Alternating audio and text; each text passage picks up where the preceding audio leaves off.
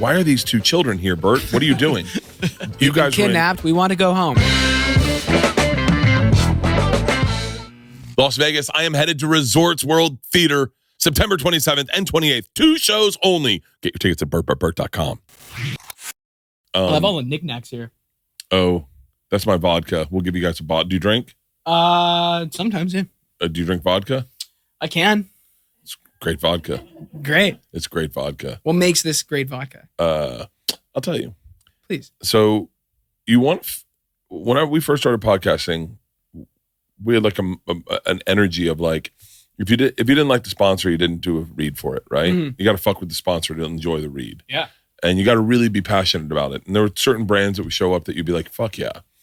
When I got alcohol companies start coming to me and asking me if they could invest and they wanted to white label me, put me on a bottle and make my own thing, but I had no say in it. Mm. And I have a buddy, Tom Segura, we have a podcast together. And I was really like, I would be remiss if he had started a liquor company without me.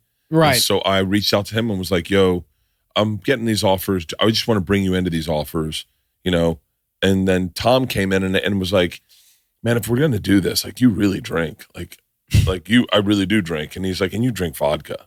Like, we should do vodka. Like, I know it's a chick drink, but like, that is your drink. It's what you're known for drinking. I didn't know vodka was a chick drink. Oh, hardcore. I thought tequila was, because it's like less caloric or something. If you break down drinks, this is how I look at drinks.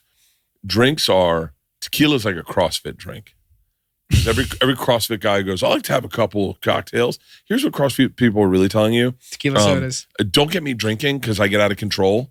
So that's why I have the body that I have, is because I kind of micromanage everything. Mm-hmm. And that's what my brain's not a safe place for me. That's why I burn calories the way I do. Yeah. And yeah, I like to have a drink, but when I get drunk, I'm going to be a different person.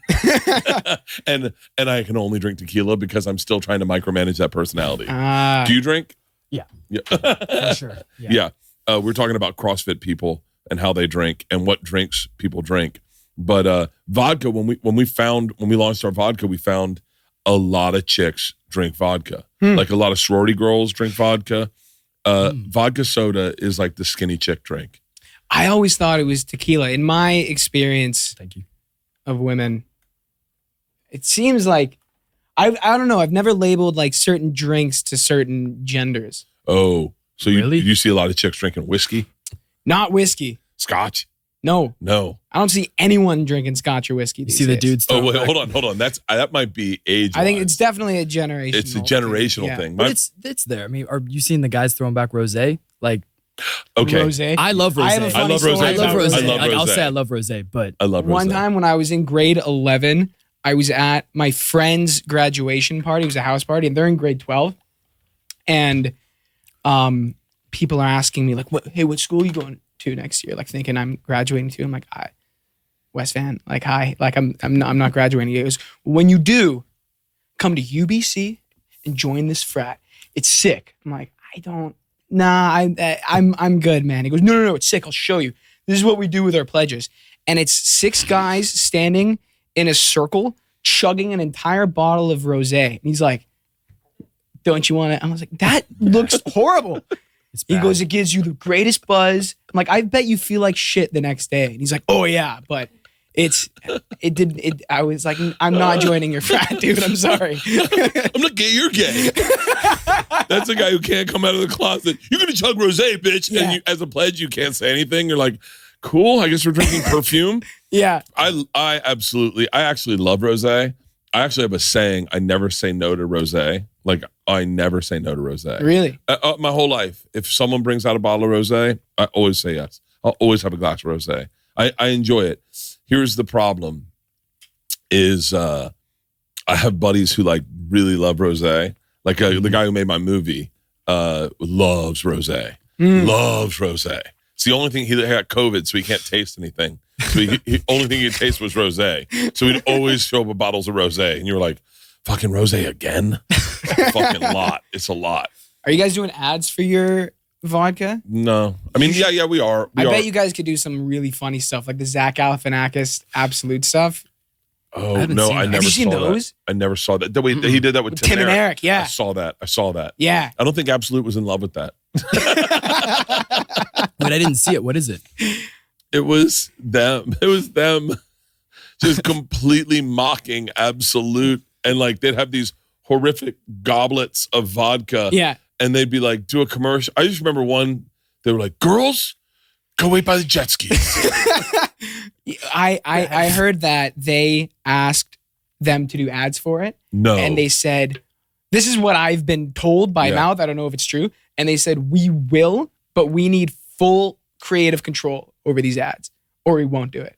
Oh my gosh. And Absolute said yes. And they made these. Are you pulling this up? Yeah. No I mean, way.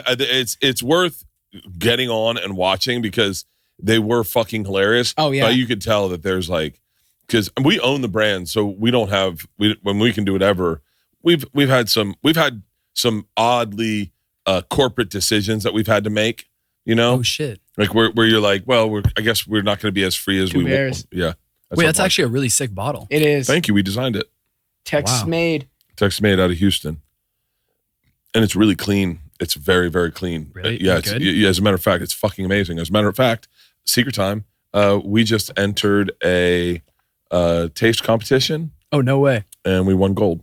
Fucking A. Wow. Yeah, we won. Tommy called me today. I was taking a Wait, shit. who's- He was like, what are you doing? I said, taking a shit. And he goes, I got good news for you. And I was like, I'm not gonna have to wipe. And he goes, no, that's not it. And he goes, we entered this huge tasting competition, and we took gold. What's the organization that does the I don't know. I'm sure it's like us, like small batch vodkas. I mean, we're only in 4 states. We're in Costco in Southern California. We're in Florida. We're in where's Nevada and California. Do you guys and do Texas. like orders? Like, do you ship it? Yeah, places? we ship online. Mhm. Yeah, and we're growing. What we're trying to do is we're trying not to outgrow ourselves too quickly. So it's I mean, this is all stupid. Let's talk about you guys. What's it like hitting on chicks in LA in 2024? Raya. Really? So wait, so when I moved here, I was 26, and there were like 5 go-to bars: Formosa Cafe, Saddle Ranch. Saddle Ranch. Fucking. Damn. Have you ever gone to I Saddle bet Ranch? you were on that Saddle bull Ranch came a back. lot. It was Buddy. I have bull riding energy. am the bull. My favorite thing to do with my buddy Eddie, if I called him right now and I'd say, what would you ever do at Saddle Ranch? This used to make me laugh so hard. This is horrible to say. This is not a cool thing to do. But whenever a girl would get on the bull, the guy would go and give her instructions. And then as he walked away, Eddie would go, lean forward. She'd lean forward and just smash her face. And I laughed every fucking time. God. no. I noticed when I did it recently. You rode the bull? Within the last year, I rode the Saddle Ranch bull. But they How'd you do? terrible because I'll tell you, the guy doing the bull or controlling it. He had it out for you. When a guy goes on there like me, he fucking whipped me He in whips you half around. a second. Yeah, he fucks you like up. I fell off I like haven't been on that. the bull at Saddle Ranch, but there's a country bar in Vancouver called the Yale Saloon, and I was on the bull there, and I was determined. I was I I'm- was locked Oh, in. yeah. There was a crowd. Yeah. And I had a couple drinks. I was like, I'm not falling off. and the guy, and like even as I'm like handing him the waiver, I could tell that he already hated me. It was ridiculous. I felt like, and I was so determined to show him too. I was like, make eye contact with him. I see him like trying to hurt me. They don't like guys on there. Well, they do a whole different bull routine when Oh. the girls were on there. Imagine I was being like, the guy that takes his shirt off and gets on the bull. Oh yeah, That's always been my move. And the fucking crowd goes nuts. And the guy's like, I'm gonna fuck this kid up. yeah. And but I've ridden bulls. I got Real mauled, ones? I got mauled by a bull, yeah. I got mauled by really? a bull. In Yeah. the same like instance, trying to ride it, you got mauled by No, one? I was a rodeo clown for Were you actually? yeah, this business Wow. has changed very differently. Like this business is unrecognizable from when I started. Wait, When that's I- You wild. say that like the mailroom was being a rodeo clown. No. Is there any footage of you on a real bull? Can you pull whipping up? around? Did you have That's- face, pull- face paint and all Oh, that yeah, shit? yeah. Oh. That's me. Oh my Oh no. Yeah, that's me. You with your arms by your side, just Yeah. watching it go by. I like, can feel the fear you're experiencing. This is when I had a problem with Xanax too. Oh. Broke my ribs, see my leg doesn't work. Broke my ribs, broke my foot. So that was it. That's the only And then, footage of and then I that. was like, how do I get out of here? Wait, it I was like, get out of here. And then that bull almost fucking killed me because he came right after me. I'm so jealous of your age and your hair and your youth and your teeth and your bodies and like everything and your talent. You guys are so fucking talented. Oh, Real thanks, quick, man. before anyone is like, why are these two children here, Bert? What are you doing? You guys kidnapped. We want to go home. you guys are in one of my favorite movies I've ever seen in a long time. And I talk in large kind of euphoric ways, but your movie Snack Shack was fucking incredible. It was incredible on so many levels. And I identified with those characters at both times at different, and I felt for you because I was always you. I always had a hard time kissing the chick. Whoa. There's a lot more to my character than that. He is layered and he's Yeah. he has a lot of emotion and that was one little hang up. But really a personal story for Connor. Let's not simplify it to you as that I couldn't kiss the girl. Like you got that look like you could be gay, but you puberty. I'm still going through puberty actually right now. I feel like. How's it going? It's good. Hair. How many you got now? How many? What hair? Pubes? How many? A lot. Actually, a lot. Congrats, like dude. on my chest, not It's like going well. there, just like you don't want them down there. starting on Trust my me. back a little bit too, which is crazy. Oh yeah, You I'm get getting those back too. hair? Just a few, like, but you get a few too. Oh yeah, I have to pull 'em I out. nick them off like on my shoulders. Yes, and shit. dude. It's like Well, a random dude, stray. There's a photo of my dad and holding me as an infant, like in the pool. He's probably 40 at the time, and it's so terrifying as I look in the mirror and see these things because it is black moss growing on his shoulders, and he gets it lasered off now. Let's go. Which is what I'm gonna have to do eventually. But it is. My mom calls them epaulets, but it's so annoying. Like seeing these, I'm like popping a zit or something in the mirror, and I just see these like, and I know that they're just blowing in the wind. Like, and they're I always know long. that they're there, and that they're going to become more of a problem. I know that. But your hair, I remember Gabe had to like shave twice a day on Snack Shack. Shaving 3 Shaved times his a day. legs. Like Really? I Yeah. shaved once in every 3 days, I think. Yeah, But Gabe was shaving like We- at lunch. we had to. Yeah, I had to shave before we started shooting at like 5:30 or 6, and then at lunch, and then if we were shooting into the evening, I had to shave. again. Really? Yeah. You're from Vancouver. Where are you from? Yeah. From like San Jose, NorCal. Oh, Bay really? Area, yeah. Okay. So did you guys have artistic parents? I mean, yes and no. And no, like my mom was a teacher, but Yeah. she was like, she grew up like performing, but no, not in the industry. My dad's a chiropractor. Really? So very, yeah, the answer is no. I have a sciatic problem. I'd love them to look at. My dad's an actor, and my mom's a hairdresser. Really? Yeah. That's nice. So when you made the decision to get in acting, they were like right behind you. I guess I did a theater camp first when I was like 8, and I just fell in love with it immediately. And I was like, I want more of this. And my dad was like, okay, well, here's a children's acting class you can do during the school year. And I love that even more. And then I just did the plays every spring and summer, and then the acting class during this every Wednesday. And then, then I started going on auditions and stuff when I was 11. You got Fablemans before you were out of high school, right? Before, No, that was a year after. but it was like graduation. it was COVID though, right? Or It something was weird COVID, happening. yeah. What's that? The movie I was in a year before. What was the name of it? Snack Shack, The Fablemans. Oh, that's the one about Steven Spielberg. Mhm. Yeah. My wife saw it. My wife loved it. And I was like, what is it about? And she's like, Steven Spielberg. I was like, is that any good? And she goes, I think it won an Oscar. And I was like, oh, okay. So it must Nominated be, for like, yeah. what was it nominated for? 8 or 9 or something? It was nominated for a bunch. We didn't win any, but yeah. So wait, now how old were you when you started acting? I've been acting my whole life growing up, but LA was only till I got into UCLA and then could get out here. Really? But I always knew I wanted to do film and TV stuff. It was like theater and improv and speech and debate, all the stuff I did in high school. That was like performing. For anyone listening, how would you explain Snack Shack? I don't want to. Would you explain Snack Shack? Say it's I think a comment we always get is that it reminds people of the kind of comedies they used to make. I mean, not to mention it's set in the 90s, but it's a 90s coming of age comedy. It's really, really cool to be on a plane and watch a movie and sobbing, crying, and a flight attendant says, "What are you doing?" And I'm drunk. And I said, "I'm watching one of the best movies I've seen in a long time." Oh, And she goes, "What is it?" And I tell her. She goes, "Is it good?" And I said, "I'm having these boys on my podcast." And I fucking land and I go get those 2 kids on my podcast. They're fucking awesome. But that's the coolest thing about having a podcast is being able to reach out to something you like and go, "Hey, can you come here?" Like, I'm a fan of this band Goose, right? Mhm. You know Goose? You know the Red Clay Strays? I don't. No, You know, okay, you guys, I'm curious about your music taste now. But like my favorite band's Goose. And to be able to get this band Goose in my house and we do a cooking show and then we do a great interview and then at the end go, can you play my 3 favorite songs?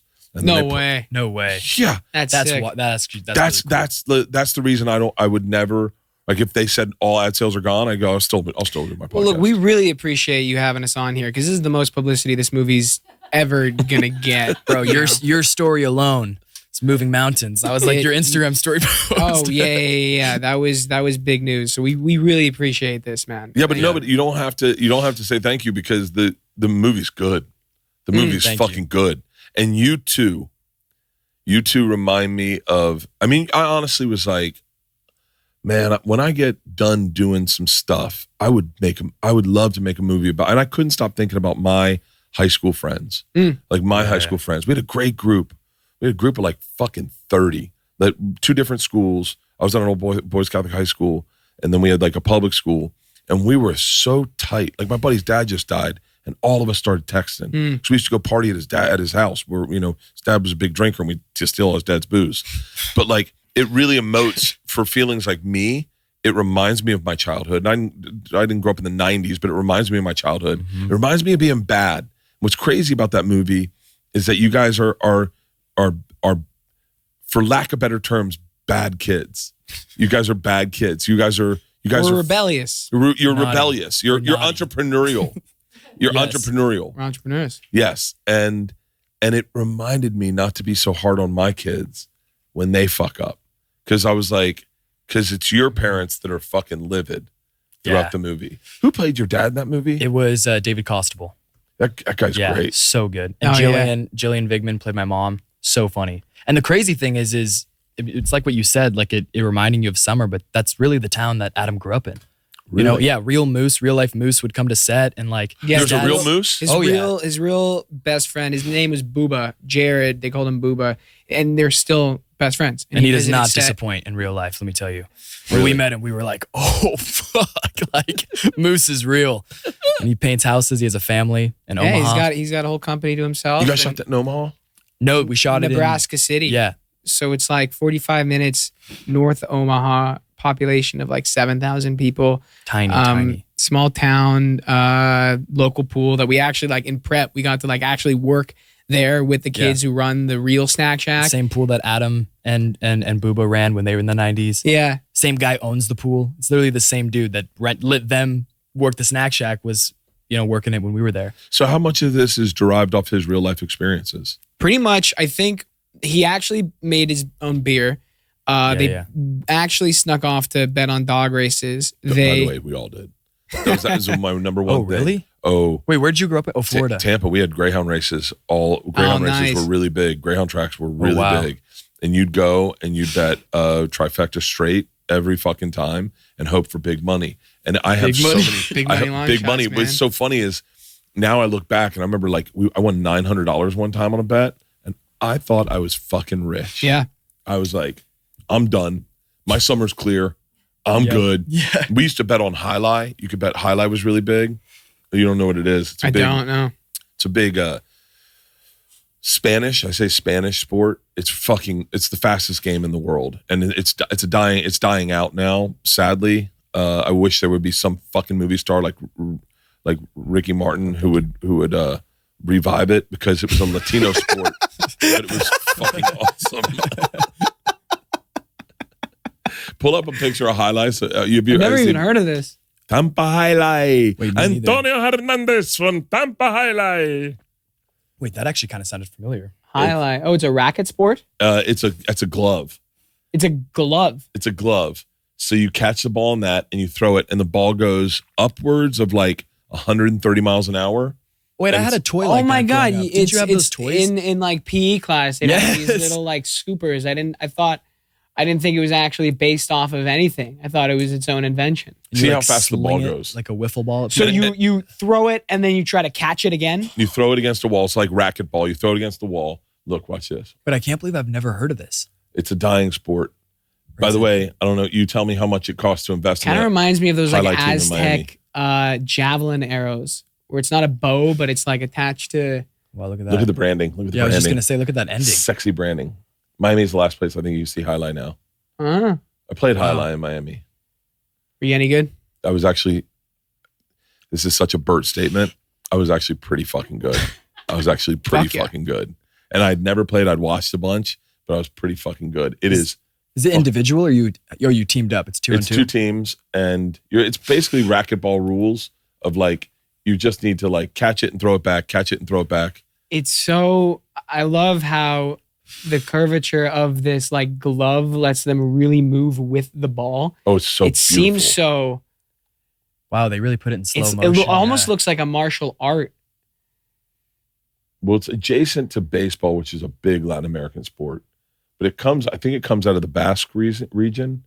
But yeah, we used to bet on that in summers. And that was one of the cool things about that movie is I kept remembering being bad and smoking butts all fucking summer long. You smoke cigarettes. I remember when we were in 11th grade, we're like, we should probably switch to Marlboro Lights. If we're going to be doing this for a while, we shouldn't be on Reds. So funny. But you said 7th grade? No. 11th. 11th. Grade, yeah. I was like, damn, that's young. Yeah. Well, we had the Jewel. The Jewel hit when I was in high school. Before Juuls, I remember as soon as vapes started getting popular with kids, because it's all like crazy candy flavors. So they're cigarette companies are smart for that. Peppermint Zin in my mouth. Keep going. But they were these. I remember kids treated them like Bionicles, like something you could build. You get a different box, you get a different battery, you get a tank and you build it you're yourself. Talking about like the big clouds. Oh like yeah, and then and it would be this giant like rain cloud of smoke. You had kids at your high school doing that? Yeah, kids started. My friends started doing that in like grade 7, grade 8. Oh, it wasn't until the Jewel came because the big cloud was like, that was pretty extreme. Well, that was popular, and then kids just got addicted to the nicotine, and then they're this is, why go through all this effort? I'm just going to get a Juul. Or the spray. Kids would just use Nick spray, which they're like $50 though, so they would steal them. But it's like something it was ridiculous, and they would compete of who could spray more of that shit in their mouths and hold it under the tongue their longest, and it would be before lunchtime, and they're like... Wow. Like you could tell that they're getting sick, and they're like, 7 sprays, dude. And you're like, you look like an idiot. Sorry? What age was this? Grade 9, grade That's 10. Wild. I was selling Smarties in middle school that we'd smoke. We'd smoke the Smarties. You would smoke the Smarties? Oh, you guys, I think we may have grew up a little different. I'm like, wait, what are Smarties to you? Because Smarties in Canada are chocolates. Oh, no. You what are Smart? Yeah, the candy. Smartie was a candy. Yeah, the little colorful candy, all the different colors. You can smoke them? What are their shape? Round, right here. Yeah. Oh. The classic. God, I can't even remember what we call them. You smoke Smarties? Yeah, it was very popular in 6th grade. What? Which is funny because I never... What? I can't believe I didn't tell you this because it's so on brand with Snack Shack. No, it's not. Yeah, I was selling candy. We're not smoking hustling. the candy. No, but I wasn't smoking. I was profiting. But you would sell the kids who would smoke it. Yes, and I'll tell you how they you do it. would smoke the plastic and it's not the sugar. plastic. No fire. It was very popular and no one had them on campus. And so my brother bought a bunch of them for me along with some other candies and gum and things. And my whole backpack, I got in trouble. Like I got caught. My whole backpack was all candy and I would sell. Smarties. But the Smarties, you put it on the ground and you roll your foot over it like as much as you can. Like you roll it really, really hard and you like crush it down and it's still twisted up. Then you untwist one end, or not even, you can just do it through because it breaks. And then you just inhale in your mouth and then you can blow out a big puff of smoke, which is Smartie dust. It was really cool. And I had clients. It sounds like the most carcinogenic thing I have heard in my entire life. The most diabetic thing. No, people doing tricks. I mean, it was in 6th grade. Oh yeah, the tricks with smoke. That was always big. Like the smoke rings, or I got busted. You blow it all out on a table and then go like that. It's a tornado. This show is sponsored by Displate. Displate has both branded and artistic artwork. They have over 1 million designs available for everyone, including official designs from brands like Marvel, DC, Star Wars, Netflix, and NASA. Plenty of games and movies, including Bad Friends designs. Those guys are great. I literally went through and checked out. They have posters of me. They have posters of Two Bears. Each product is high quality design, printed on metal and hand signed by their master of production. This plate creates a unique, safe, easy magnet wall mount system that only takes 20 seconds to install. You need no drill in your wall. All you need to do is stick it onto a protective leaf, place a magnet, and put Displate on your wall. It's that easy. Displate delivers products worldwide in only 4 to 5 business days, and it's a perfect alternative for standard paper posters that often get damaged, and it doesn't leave marks on the wall. That's what I love about it. I got it for girls. Isla's obsessed with Halo right now, and they have a ton of Halo stuff. They have sick posters, designs for all my favorite bands. I checked out, they have a ton of comedians. I saw a Sandler one that I was thinking about getting. It really is the cool. You got to check out all their designs, all their graphic work. It's awesome. And use the link in the description or go to displate.com/Bertcast and use my code Bertcast at checkout to get 27% off for 1 or 2 Displates, 33% off for 2 or more Displates. Collect your passion. I have to tell you about this game-changing product I use before every night I go out drinking. It's called Z-Biotics Pre-Alcohol. Pre-Alcohol is the world's first genetically engineered probiotic. It was invented by PhD scientists to tackle rough mornings after drinking. Here's how it works. When you drink, alcohol gets converted into toxic byproducts in the gut. It's this byproduct, not dehydration, that is to blame for your rough next day. Pre-alcohol produces an enzyme to break down this byproduct. Just remember, make Z-Biotics your first drink of the night. Drink responsibly, and you're going to feel your best tomorrow. I am telling you, I like to tie one on, but there's nothing better than waking up and feeling like you can get the stuff done that you need to get done. This morning, I woke up, went to a birthday party for Leanne last night, had a Z-Biotic before we started drinking, and woke up, and I felt amazing today. Killed it in the gym, and I'm ready to go on vacation. I'm bringing these Z-Biotics on vacation because vacations, weddings, birthdays, and reunions, there's so much going on right now. Get the most out of your summer plans by stocking up with pre-alcohol. Now go to zbiotics.com/Bertcast to get 15% off your first order when you use Bertcast at checkout. Pre-alcohol is backed with 100% money back guaranteed. So if you're unsatisfied for any reason, they'll refund your money, no questions asked. Remember, head to zbiotics.com/Bertcast and use code Bertcast at checkout for 15% off. Thank you, Z-Biotics, for sponsoring this episode and my great night last night. We had a guy in high school that sold porn magazines. He had a locker full of like Playboys and Penthouses and Hustlers. Damn. And he was rich. He said he was rich. This is how old I am. He would say he was rich, and we'd like prove it. And he'd show us his calculator with a number on it. He goes, "That's my bank account." And we'd be like, "Whoa, like that's legit. It's on his calculator." Damn. Yeah, that business model got ruined by It's just iPhones. 8008. Like everyone had an iPod or an iPhone. So. Oh, for real? Oh yeah. Oh yeah. Oh, porn? Oh, yeah. We had phones from from very young. How old were you the first time you saw porn? Probably. 6. Well, we had Omegle. I'm sorry. Hold on. How old were you? I was 6, yeah. 6? Yeah, an older kid would show it to you. Who? Oh my God. What does that do to your brain? A lot. God, I don't Like the even first know. time you had sex, were you like choking her out and spitting in her mouth? Yeah, I was beating the shit out of her, No. But like the things you see in porn, I was Aren't like, real. I wasn't watching porn at 6. No, but you I saw was it. The fact that exposed you to saw it. Yeah. Gabe had a subscription at 7 on his dad's. Finishes Hamster like, X dad. Yeah, they like I hear my parents' footsteps. I click onto the SpongeBob spelling right after he app. does his multiplication facts in Yeah. 60 seconds. How old were you when you first saw porn? I don't remember the exact moment, but it was probably pretty young. Probably like I would say 4th or 5th grade. But we had like Omegle, and that was crazy. And there was always Omegle weird, doesn't exist now because of I know. this very thing. there Really? was weird shit going Yeah, on. Omegle doesn't exist now because it's just like chat rooms and people would go there to jerk off. And then like kids would go on there because they're like, who are we going to talk to? And then it's just people jerking off.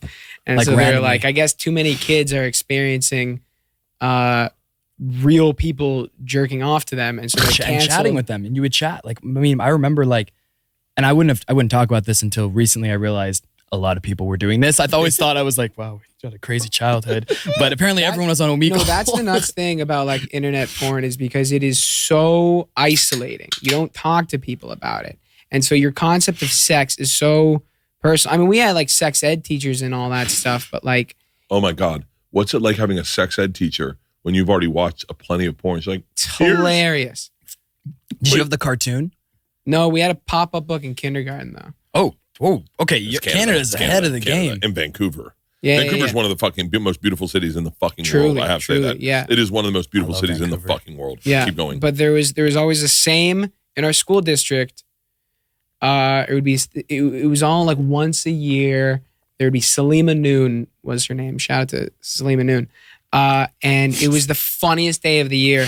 But it's also a wrong way to teach sex ed because it's like you're getting a bunch of kids and you're like, okay, this is a serious conversation. And you did this in kindergarten with a book. Well, really. yeah, but like you're just learning how babies are made and it's you're not talking. Ours was 5th grade, but we had like an official. I mean, it was Yeah. like a whole thing. Like no class was canceled. It was a week. The boys and girls were separated. We would have one day. Oh no, ours was a whole thing. There were separate videos. We had to watch the girls' they would video. separate the guys and the girls. I Yeah. remember that. But that's so horrible because it just adds to the stigma of sex. That it adds, this is a serious thing that you're not allowed to joke about. Even in kindergarten, like when kids are hitting each other, biting each other, hands to yourself. Right. And it's not, they don't talk about sex enough to like, if you don't talk about sex enough, then you can't talk about the bad parts of sex enough. So if kids are growing up and adults are telling them you aren't allowed to talk about this unless it's in a very specific environment, no wonder all like people are going to develop the shame of keeping it inside, that it's not something to talk about. You're not even allowed to talk about sex or what's happening to your body. You're getting your period with with a girl. I didn't know about anything about periods until You're getting your period with a girl? I may have misspoke. I'm saying like I had no idea about the female anatomy or anything like that until high school. But See, that's what ours did. We got to see the females one. And it was more about puberty than sex for us. It was like hair and more hair, and that was pretty much the cartoon. I remember I remember hearing about the vagina, and the first time I heard whispers of it. Vagina. Well, no, I mean, when you talk about the shame, like I thought, because growing up, no one talked about jerking off, and when the first time when it meant for us at an all boys Catholic high school, if you jerked off, it meant you were gay, and so I came to terms. I actually just choked. I did not think you were going to say that. Really? Yeah. Wow. I thought I was gay until I was like 17, but I was like, I must be one of those weird gays that's only into girls. I was like, what were you watching? I was like, I would try to not jerk off and be like, I guess I'm gay. I'm cool with it. Oh my No one God. knows it. I only jerk off to girls. I'm a weird gay. And then my buddy Obi told me on a beach. It was during beach week. I was about to go to college, and he was like, "Hey man, can I have a weird conversation with you?" And I was like, "Yeah." And he was like, "You know that thing that we all say we don't do, but we all do?"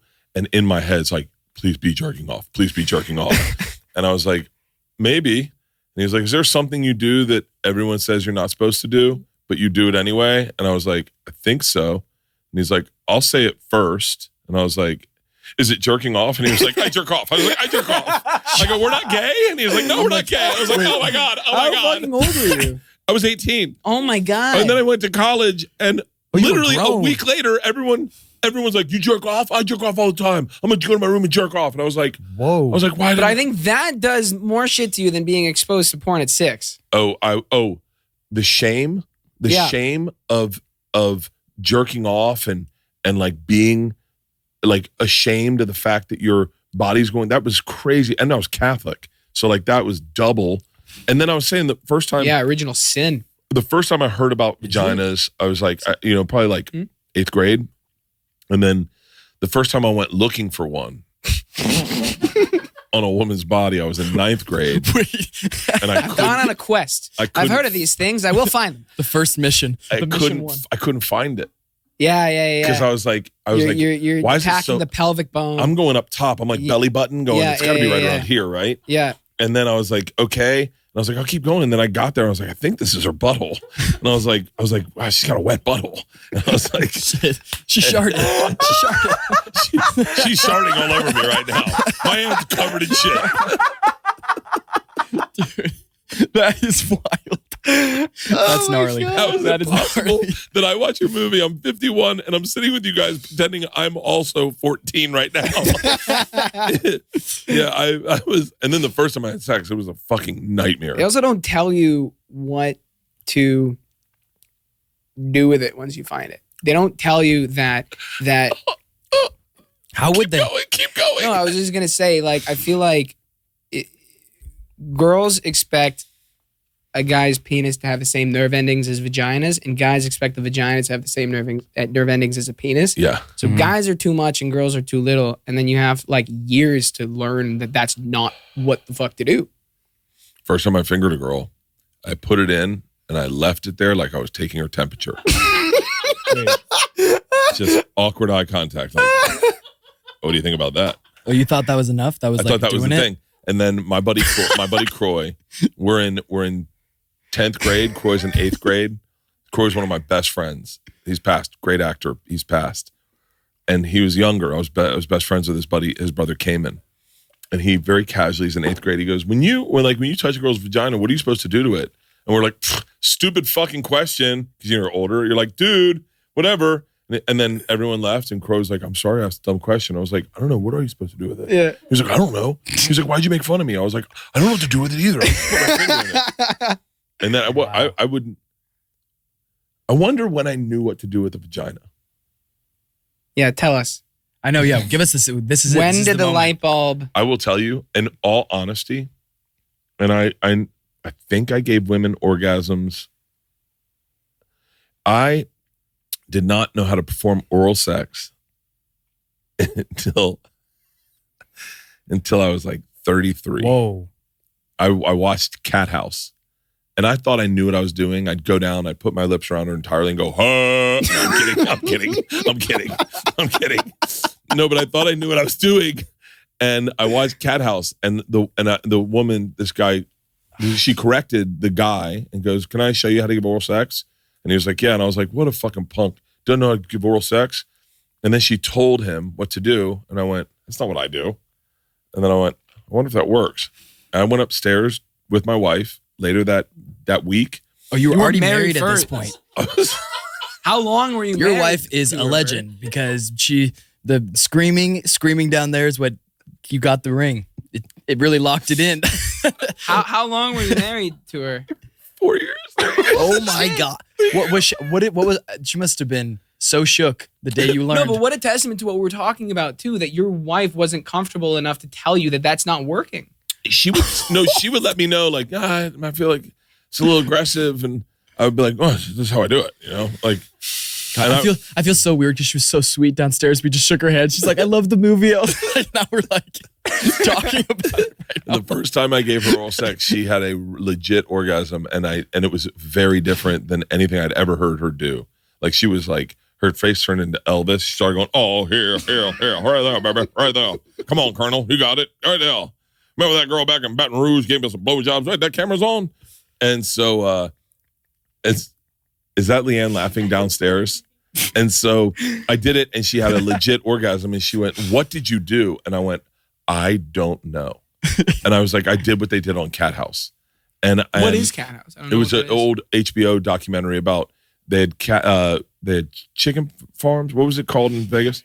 A bunny ranch. The bunny ranch out in Vegas was Like a Playboy thing? no, you can go out and get prostitutes. It's still around. You can go out, and it's legal in Vegas. You go out to this place, all the women are there, you can just pick them and you go have sex with them. There's a That's from- documentary. I want Oh, that it was the one. document. Oh, I thought you said Yeah. that's where you learned. I was like, It's 4 not years that of easy. marriage. You'd be like, where are the rest of them? And so the bunny ranch in Nevada, if anything ever happens to land, that's the first place I'm going. Just to go, like, and then I'll find one that looks just like her and cry. just for the emotional part. Can you tell me I'm going to be okay? No, but like, I really That's didn't. so wild. And we had good sex. I'm not going to tell you everything because I think Leanne will be like, Bert, shut the fuck up. We had good sex dating. We had great sex dating, like amazing sex dating. And then once she had kids, everything changes. And then all of a sudden we had like this 4-year, probably 3-year patch where I was like, what am I doing wrong? I don't know what I'm doing anymore. And then as a dude, once you get into that, like that blind spot where you're kind of facing the corner with a chick, everything you're doing is fucking wrong. Like everything. And so, yeah, but also the other thing that's crazy is Whitney Cummings told me this one time. You know Whitney Cummings? Oh, yeah, yeah. She's great. So Whitney, funny. Whitney Cummings said very casually, Whitney's a very gruff person. She goes, I wish, just randomly, she goes, I wish all guys knew that the thing that works on their girlfriend doesn't work on every girl. And I was like, really? And so there was a weird confidence I had because I was good at sex with Leanne that I was like, I could bang out any chick. And then I was like, I'll stay with Leanne for the rest of my life. I only know the rhythm to this song. I'm not going to play any other songs. I can just play fucking Cats in the Cradle. That's it. And so, but yeah, I don't know. I'm not like I can't imagine even this part, like I was a weird kid because I always was looking to fall in love. I was a lot like your character. I was a lot like your character in the movie. That's why I identified with your character because I'm very sensitive. And so I always wanted someone to figure me out, and like to get me. I wanted someone to get me so I could be safe with someone. I had weird feelings. I lost my virginity at 17 and it didn't go well. And as you can imagine already, it didn't go well. And I couldn't have sex with people because I was like, I don't want to show them that part of me because I'm not confident in that part. So I had to date you. And then even when I dated you, there was like weird things. And so I always wanted to fall in love. I'm a very sensitive person. But it's funny. Before I had sex, I was your character. Like before I had sex, I was confident. I was fucking make out with chicks and like, yeah, whatever. That's so interesting. Wow. Yeah, that actually makes sense though. You remind me of, because my character was based on Adam, who wrote and directed it, but Adam Raymeyer. But he was also like, he's such a sensitive guy. Like Gabe and I always talk about that. You can see it in the movie and all his movies, but yeah, and he was also wild. His LA stories, his really? Party LA. Oh my God. Dude, we would just sit in Nebraska and just listen to him like just shoot the shit and tell us the most insane. 14 and 91. 47? Yeah, like right about there. Yeah, but that's really interesting because he has a sensitive side you wouldn't expect, and he has a beard. So between those two things, he makes really tender films. Like he does, but it catches you off guard, right? Because it's like it's kind of like what you said. Like there is that like moose energy of so much of Snack Shack, and then there's like a kind of a flip, which is cool. I'm like definitely. It's so funny. I met girl. I don't know. I forget the lead's character's name in the movie. Mika Abdallah or Brooke. Played by Mika Abdallah. She was great. She was so fucking great. She's cool too. Is she? Yeah. Yeah, she was great. She's the one I didn't DM.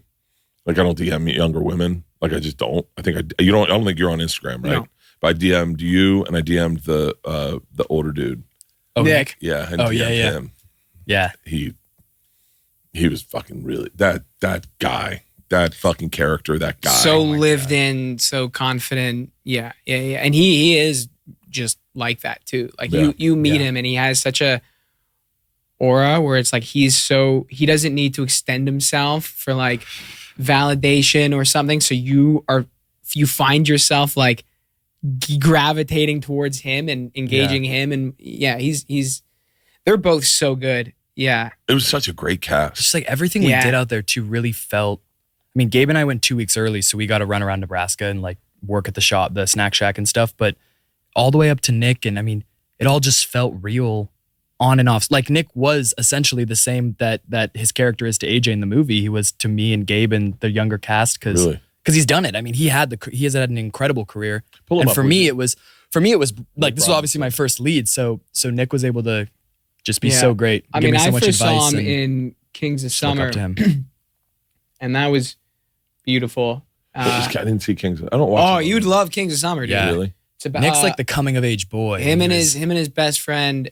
They build a tree house in the middle. They build an actual house in the middle of the forest and live there for the summer. I saw Kings of Summer. Yeah. I saw Kings of Summer. Yeah. I pull up the trailer to Kings of Summer. I saw Kings of Summer. I love the trailer because I love Holy shit, he must have been a child when he made that. Yeah, he was 17. The drumming on the pipe. So good. Wow. And so many like super fans of like all his coming of age movies have been like Nick Robinson in the older brother character type. It's crazy. Dude, that was him? Yeah. Mm-hmm.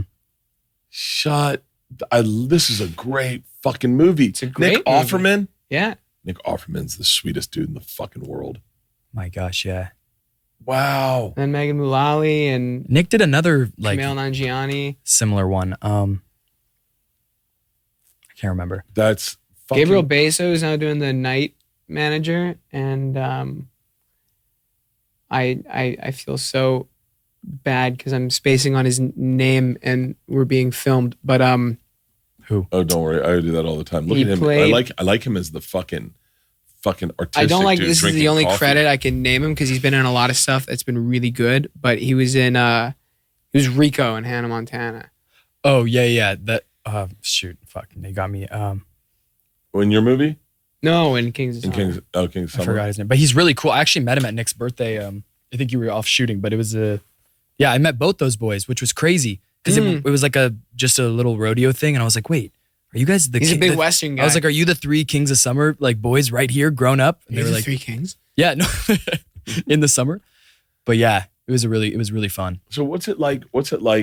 I don't know the right way to ask this question, but like, I only know like the chupacabra stories of sex at your age with women, like where it's like Chupacabra. like chupacabra's I know what it is. I'm Yeah. curious what the metaphor has to do with I this. thought that was like a Pokemon. no, What it's a werewolf in Puerto Rico. Yeah, that sucks the blood out of It's called a chupacabra. livestock. Chupacabra. Chupacabra. Wow. There's a South Park episode on it Yeah. called the Jupacabra. It's pretty funny. Dude, And so, live action. but like you hear stories of like how hard it must be to like. I just see videos of like people getting their hair cut and they're like, "Do you consent to me touching you?" And they're like, "You can touch me," and you're like, "Get your hair fucking cut." Oh, I saw that video. Yeah, and you're I like, saw that video. But that exists in your generation. That didn't exist in my generation. Me Too happened right as we started to make out with each other in high school. yeah, Yeah. For like me, like 16. in 2016.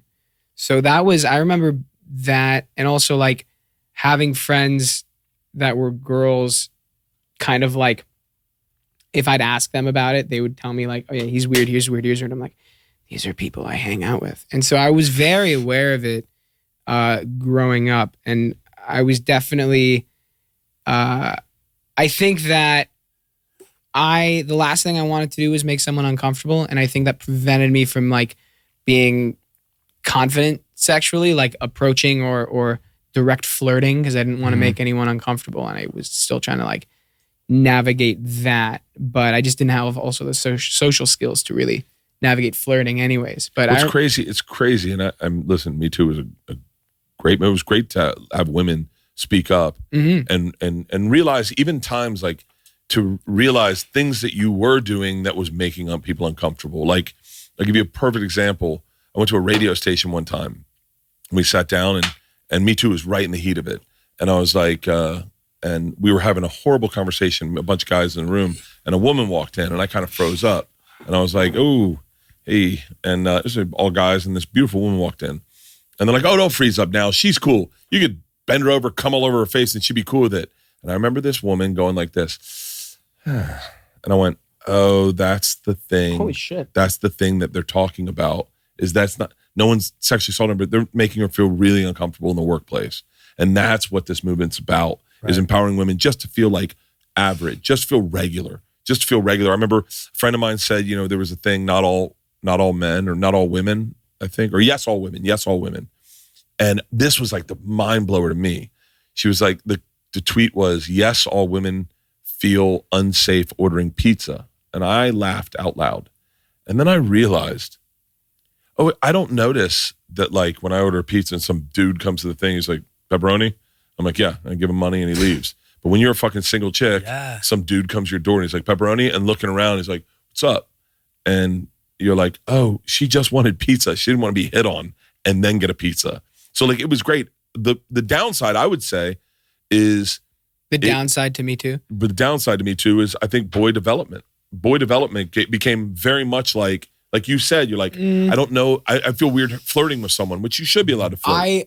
The thing is though, is that you guys don't have to talk about this at all. No, you're no. young in Hollywood. I'm not, and I'm married, and I'm cool talking about anything. no, but like, I'm just saying I think it is good for boy development because it makes you aware of things you wouldn't normally be aware of. oh yeah, It makes you aware that, that there are consequences to how you treat people. And I think that because people don't, going back to what we were talking about earlier, the conversation on sex wasn't normalized. So people couldn't talk about the bad parts of sex. yeah. And so girls wouldn't speak up, and guys wouldn't even know that they did anything wrong because nobody told them the repercussions of what they're doing is and how they're making someone feel. And also like, keep your fucking hands to yourself, dude. Yeah. And I think it's really good. And just because it took me a little longer to feel comfortable to just lean into a girl when I felt that there was a vibe, that doesn't mean I'm stunted in any way, but I think it's really great. Maybe that pause from like 15 to 17, that pause is needed as a boy to be like, yo, you can't just go to a party and try to kiss every fucking chick. I had some friends like that, and they would, yeah, and you know, they would hear about it. I feel like it's a timing thing though too, right? Like when I was 15 is when, like what you were saying, it's when it all was breaking. It's when like it felt like almost the world was learning about it in the time that I was going through puberty. But so different than your upbringing. I mean, we all knew it was all on the internet, everything like before in terms of like, our it was not generation taboo. is really like unique. We're the last people on the planet to remember a time before the iPhone. right. Yeah. We, I mean, we're experienced to porn before we hit puberty. We're given smartphones. We're so self-conscious in a way that humans have never experienced before. Going through puberty like that, learning about and social media alone is insane. social media. Social I mean, media. that's where insane. It's all of our unfair to stuff you guys. lied. It's Oh, unfair yeah. to you guys. But I wish in a Instagram, world you could have had my childhood. So I'm off it. It's horrible. Yeah. And it's one of the things that made doing Snack Shack really fun. Like to be able to live in characters' lives that aren't, you know, poisoned, if you will, by like devices and social media it was just a fucking blast. But think about it. We have ISIS in high school. We have Me Too movement. The global warming is going to kill us all. We have horrible political just auras around us. I'll say simply, our political landscape is cancerous. Yeah. I mean, it's no one can be, you can't, if you are conservative and you around liberals, they think you commit hate crimes. And if you're liberal around conservatives, they think you're weak. And it's like fucking unhealthy. It wasn't like that when I was a child. It is unhealthy. And my point is that we're exposed to so much school shootings and like we're exposed to so much and we're aware of so much and there's no escape at all. And COVID and you're on social media and it's such a unique, and then the conversation on mental health because you experience mental health problems. That's great. You're very lucky to have had that. Trust me, as a guy who's dealt with anxiety and OCD his whole life and not knowing what they were, not knowing what they were. I remember having panic attacks when I was 10 years old. Oh God. Panic attack, like full blown out of control, watching Johnny Carson and watching his head get small and his shoulders get bigger and feel like he was yelling at me and feeling like the part of my toe right here where that toenail it rests was digging into my foot, and I would just do this all night long. I'd do that, and I have to take showers in the dark, and I these are secrets I couldn't tell anyone. I was very ritualistic. I still am very ritualistic. Yeah, I fucking hardcore. I deal with it. It's better when I'm not partying.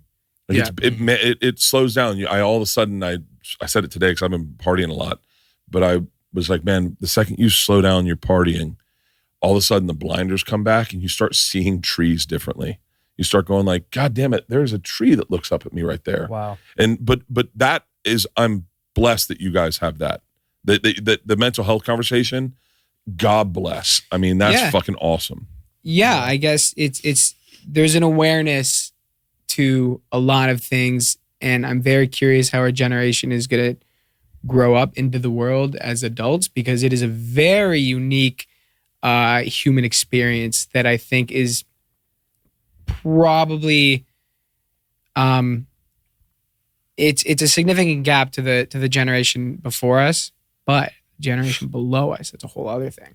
I know their experience was completely different too. How so? Well, Just even more so because it was already all established. Like Me Too had already happened. All of the going through all of high school like, during COVID, meaning like social media and my internet. daughter Isla already had that first blast. My daughter Isla got into high school. Her end of her, I guess, end March. Yeah, her end of her she got her diploma in a drive-through. Like we drove through the campus and they had masks. And they're like cheering. The teachers are like cheering for you. Yeah, honking. And Isla's end of. Wait, I think I know it. Isla's end of grade school, middle school was the beginning of COVID. So she went to high school, got accepted to high school. No. Isla graduated 8th grade and we went through a drive-through. And then freshman and sophomore year, Isla did not know any of the girls. They all took Zoom classes. Yeah. And then sophomore year, I mean, it bums me out for this kid so much. Sophomore year, maybe end of sophomore year, we take her to school for the first time. She's having a full-blown panic attack going, what if I don't like this school? I've already been here 2 years. What if I don't make friends? What if I don't? And it's like a fucked up thing to do to a child. But you're right, is the generation below you guys is she only knows social media. She only knows. That's pretty wild. Yeah. Then you have iPad babies too, who at restaurants like all day constantly, they have an iPad in front of them. They don't even need an iPad. Have you been to Olive Garden recently? No. They have an iPad. Every table has your own iPad. Fuck off. Yes, games. You don't even have a waiter. You order the food on the iPad. Never you been pay to on the Olive Garden. iPad. That sounds horrible. Well, I don't make a habit. Hold on, I don't make a Olive habit Garden's of pretty it. fucking good. Yeah. Olive Garden's pretty fucking good. Unlimited breadsticks. You're teaching a toddler that this is more interesting than this, and you don't observe older people interact. You don't observe. You're not aware of your surroundings in any way. Those are the people who they're making the metaverse for right now. They're not making it for us. I know, but don't you think it's going to develop to the point that in 30 years, are we going to be sitting here being like, how do I log into the metaverse? Like, no, are they but I think the biggest generational divide will be the people who grow up as iPad babies, fully immersed, and the people who are raised without technology. That will be the biggest divide. It'll be like humans and mole people, and the Matrix. You would be like the mole people. I actually grew up with no technology. No. I don't mean mole people as in. I mean like the ones underground. No. I'll take a mole person. I mean the ones like underground with like a cord in their neck. Oh, like no. In the Matrix, I'm saying like with the goggles on inside all day, constantly doing the work, everything on a screen and not interacting with the world. The end of WALL-E. Yeah. Didn't see it. You didn't? You'd like it. You'd like it. Like for real? Huge and super obese, and they're on carts. It's one of those Pixar movies that make you feel so much. It's such a testament to those films because you have a robot that has no mouth and lenses for eyes, and you feel so much empathy for this thing as it organizes trash on Earth, and everyone lives in a space station above the planet, and you just feel so much for this little trash bot. It's so incredible. You should watch it. Well, what's interesting is that like I'm still astounded by technology. Like I am. Like, have you been to the Sphere yet? No, dude. No. I almost pull up a picture of me at the Sphere. I'm sure it's on Leanne's fucking Instagram. So looks insane. You guys will find it cool. Okay, like you'll like it. And if you take mushrooms, you're really gonna love it. I can go there sober as a child of the 70s and be emotionally blown away. That's a perfect picture. I cried. Gabe, you know what it is though, right? No, I have no idea what it is. It's the huge dome in Vegas. Is it a planetarium? No, it's all screen. It's imagine a planetarium on acid. Yes, it's a 360 like experience, and then the band like plays. It's not even. I don't even know why they have a band. I honestly don't know why they have a band. They're so either. tiny down there. They're like little. Well, the silhouettes. Dead was pretty fucking amazing. We saw the Dead and we saw U2, and it both. Dude, I'm in the U2 Sphere videos. What? Yes, I filmed. Really? I have no lines. Actually, I don't know if I've made the final cut. But I'm in the back of a truck, and they filmed a bunch of like, were they playing like videos of like young people listening to music? Yeah. So what they did is they took a bunch of like LA like creatives and were like, film a video to this song and gave them all out to people. So I'm in one of the videos in the Sphere. I don't know what it looks. Holy shit. No, the Sphere is absolutely top to bottom over fucking whelming. It is overwhelming. Wow. It is. But for me, I see that and I can't believe technology is there. For my daughters, I think they think it's cool, but I think they're like, what's next? Yeah. Whereas I go, there's something coming. You think there's going to be more of these? Like I'm so floored by that. No drugs. I had a couple drinks. Maybe I hit a vape pen, but like I did no drugs and I was crying beginning to end. But I cry easy. I cry real easy. I cried twice in your movie. What parts? Well, actually, no, that would spoil the movie, I think. Well, you know one of the reasons. Yeah. You know one. Yeah, that's wild. No, have you done the Apple VR? Or not VR, what is it called now? No. Apple Eyes? I did. We had one of the Oculuses. Oh, yeah. Someone came to my house. Brian Simpson came to my house and he was like, have you ever done this? And I was like, no. He goes, just buy one. And I was like, okay. So I bought one and we put it out at our beach house. And Isla said, have you gone up in the hot air balloon yet? And I've been in real hot air balloons. And I went, no. And she goes, you should try it. And I put them on and I had a panic attack. And I was like, guys, I'm afraid of heights. And it's so real that you're like, I'm in a hot air balloon right now. I'm in a hot air balloon. It's so crazy. But I kept going, what the fuck? In my living room. My God. I'm the guy that runs into a wall with I was going to say, yeah, I've seen videos of people like. I'm the idiot that runs into a goddamn wall. Just like, yeah, it's really wild. Yeah. The Apple one's on another level. If you thought Oculus was cool, yeah, it's insane. I did it in the store. You can like sign up for a 30-minute little trial. It was wild. I was literally like going like this. This like controls your whole screen. Like you could be sitting at the airport and have an entire movie theater in front of you, and then you can look to your left and text your mom back. It's really weird. And it was so realistic. Do you think that would help me with flying? Maybe. It transforms the space. Like you can go like full out where it's all created, or you can like have an adaptive where I would see all of you, I would see the couch, and I could put my TV right there, and it traces it. It's really weird. When podcasting started, I remember, and I don't know how to do technology, but I know what I like. Mm-hmm. And I was like, I wish we could have like a VR in the corner so people who are watching the podcast could put the goggles on and just sit right there for the whole thing and just look like this and watch the show that way. They sell those cameras, you know that, right? We got to try that. They're pretty cool. Can we try that? It's a pull. It would probably go right there and it goes up and then that shoots. I know some skiing YouTubers. Watching the podcast as if you were sitting. No, with a VR. Like it shoots in 360, like the special camera, and then you can then on YouTube play the video. It would probably be a separate video, but if you have an AI set, you can go on YouTube and just watch all virtual reality videos. I don't know if the separation though. That's weird because then I feel like people, if they meet you on the street, would feel like they really know you, and that's weird. They already do. This podcast is sponsored by Lucy, 100% pure nicotine, always tobacco-free. Lucy isn't like every other nicotine pouch company that's owned by Big Tobacco. They are a mom-and-pop shop of pouches that come in a variety of strengths from 4 milligrams all the way up to 12 milligrams. Lucy offers a variety of flavors, including apple, ice, wintergreen, mango, and espresso. These are... What are these? These are mint. I like mint. I've actually been a mint guy. Here's what I love about Lucy. If you're not a pouch guy or gal, Lucy gum is available in 2 milligrams, 4 milligrams, or 6 milligrams. Set yourself up for a subscription and have Lucy delivered straight to your door. I'm telling you why I love Lucy. 6 milligrams was too much for me. 3 is never enough. I love that they offer them in 4. I love this. I love these guys. I met these guys at Beer Olympics. They're solid dudes, and it is a mom and pop shop. So visit lucy.co/Bertcast and use promo code Bertcast to get 20% off your first order. Lucy products are only available for adults of legal age, and every order is age verified. Warning, this product contains nicotine. Nicotine is an addictive chemical. This episode and last night's evening is sponsored by Blue Chew. If you want to be as hard as the summer day is long, then get yourself a Blue Chew and bring the summer heat. Blue Chew is a unique online service that delivers the same active ingredients as Viagra, Cialis, and Levitra, but at a fraction of the cost and in a chewable form. The process is simple. Sign up at BlueChew.com. Consult with one of their licensed medical providers, and once you're approved, you'll receive your prescription within days. Blue Chew tablets are made in the USA and prepared and shipped directly to your door. Best part? It's all done online. That means no visits to the doctor's office, no awkward conversations, no waiting in line at the pharmacy. You can take them anytime, day or night. I prefer day,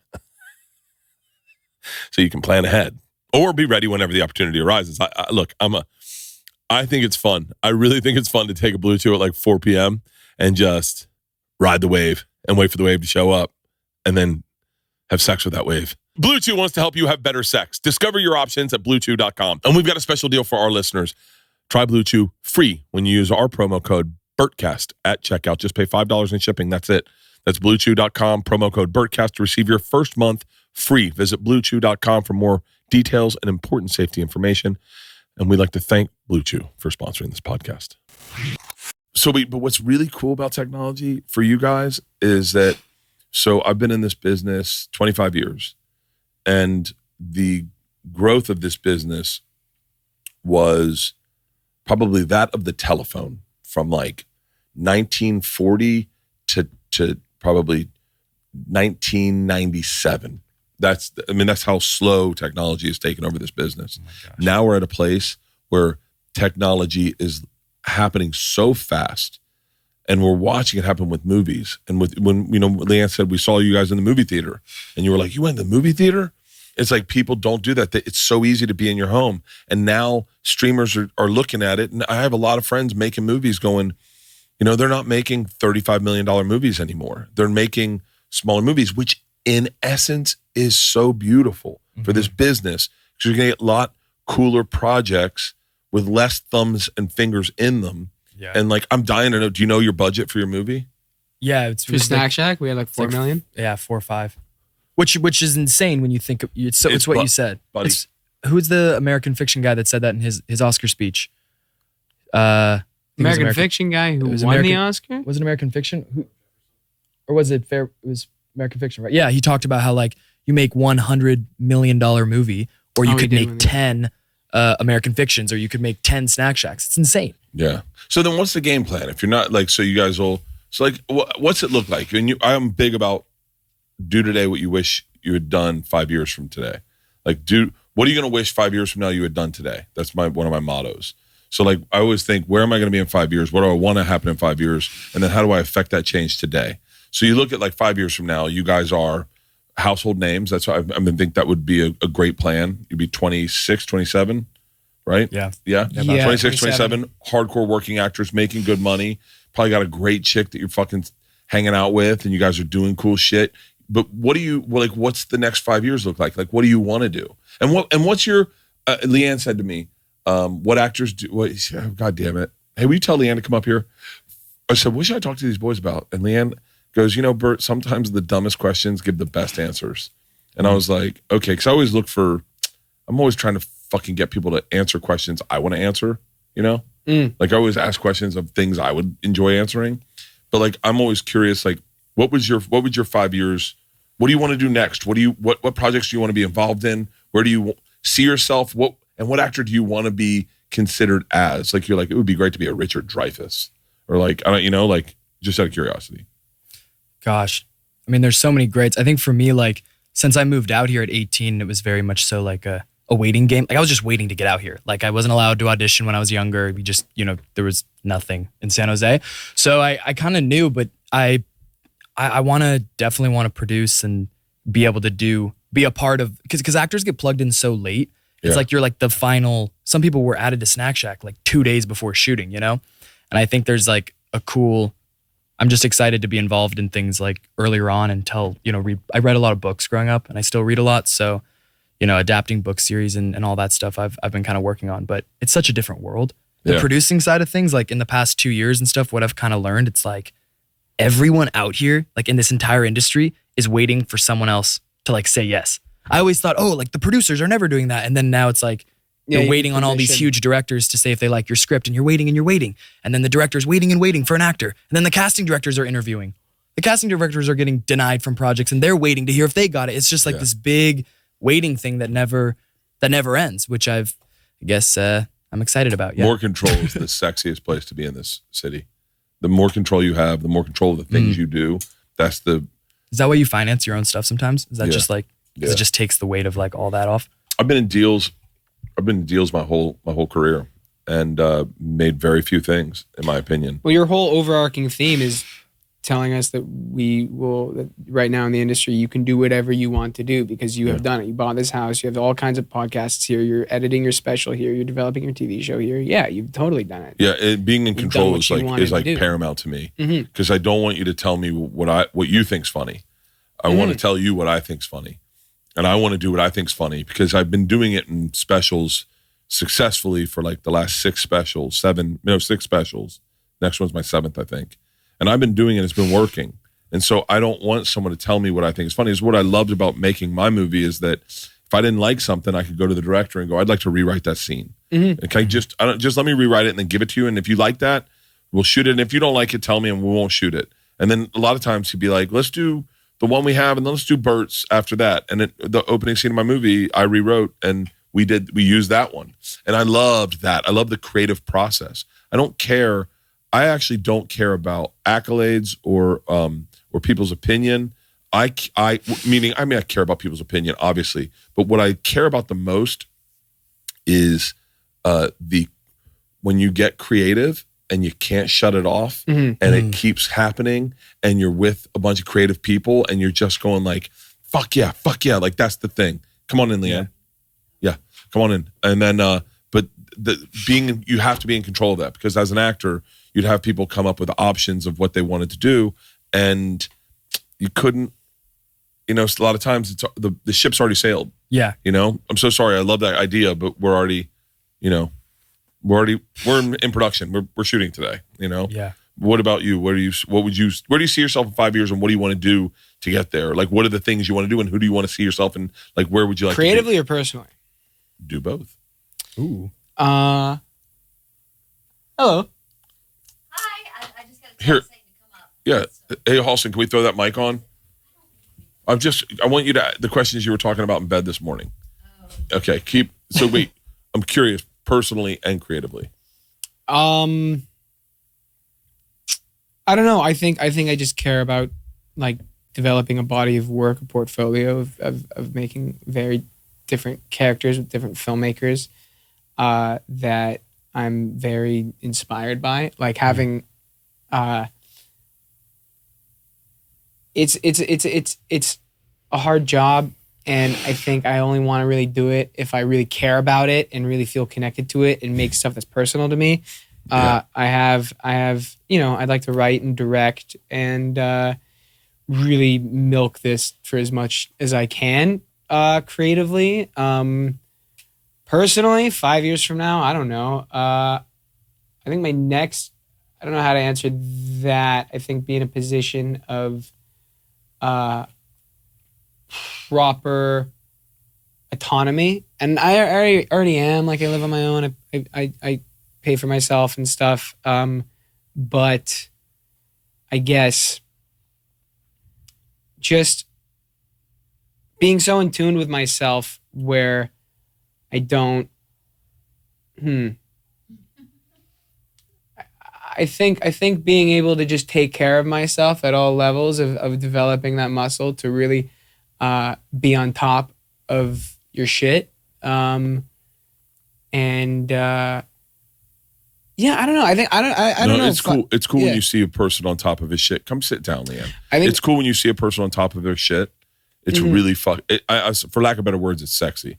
Yeah. Like when you see someone like in control of their shit.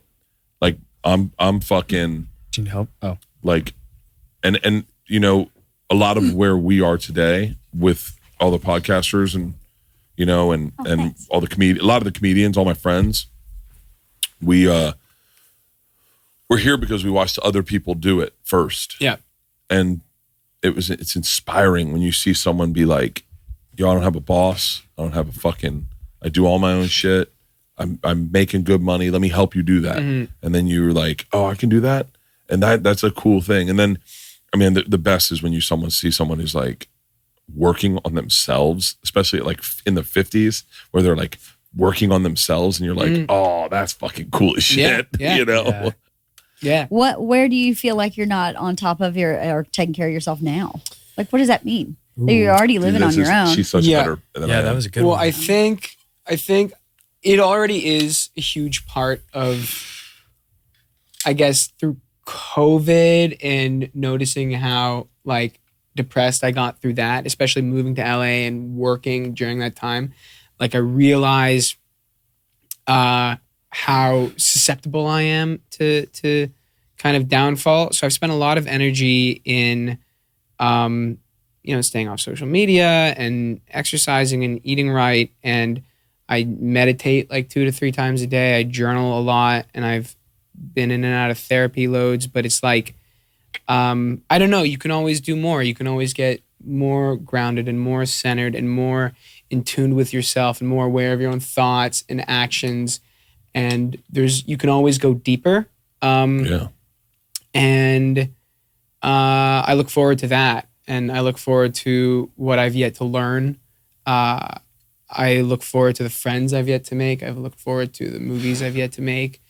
Whatever next apartment building I'll be living in. Your first house. You're adorable. A dog. So that's what you should do is be excited about the future. I think a lot of people, at least when I was in my 20s, were not excited about the future, more anxious about it. Like, when is this happening? When do I get married? How come I'm still in this job? How can I make this move faster? That's very accurate. Pound. When do I get a house? Why is this taking so long? And I think because we grew up differently. I mean, we grew up latchkey kids on our own. A lot of our generation. You guys grew up through COVID. It's a very different perspective on your future. That's a beautiful way of putting that. I hope everybody who listens, even no matter what age, can look ahead with like, wow, I can't wait to see what's next and look how I can do better. Because it sounds like you're taking pretty good care of yourself if you're meditating and journaling and doing all that stuff. What do you do for exercise? You're doing amazing. I lift weights and I do spin classes every once in a while. Gabe puts on muscle faster than anyone I've ever met. He literally arrived in Nebraska and looked chill. And a week later, I was like, "Did you have abs? I was like, we're doing that? Like, is that what we're doing for the movie?" Pick that up in the snack shack. I was like, What's no one happening? told me that we were. I didn't know this was called the Jack Shack. Holy shit! No, I was like, I didn't know we were gonna be my in mom's shape. side of the family are some pretty big boys. Like my grandpa was a BC Lion, he played on the CFL. He was a professional rugby player. Oh damn, rugby's insane. And I started doing CrossFit when I was like 13, and I played football and rugby in high school, and so I was like very strong very early on.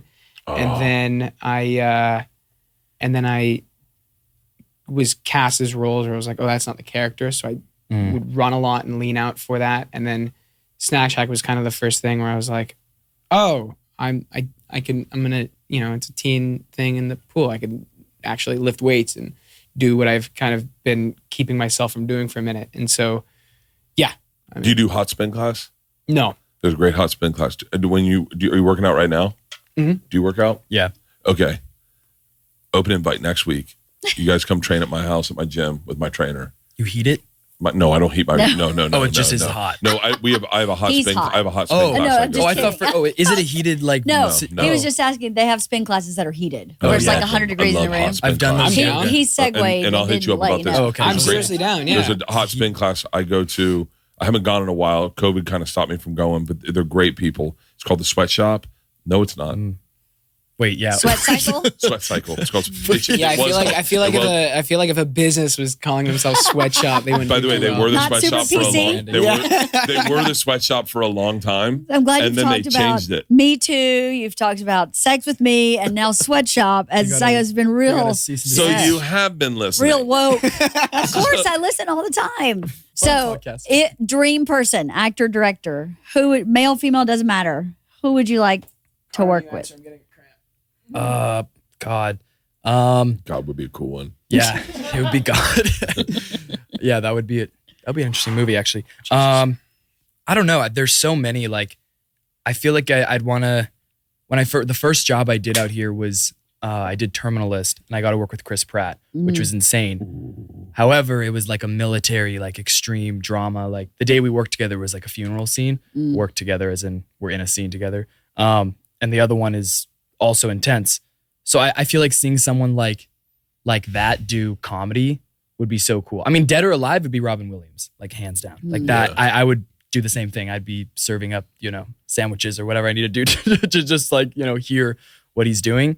But yeah, I'd really love to see like a big A-list star that is also producing and starring, and like kind of work with them and see how that dynamic works. Cause I can't really imagine it. It sounds hard.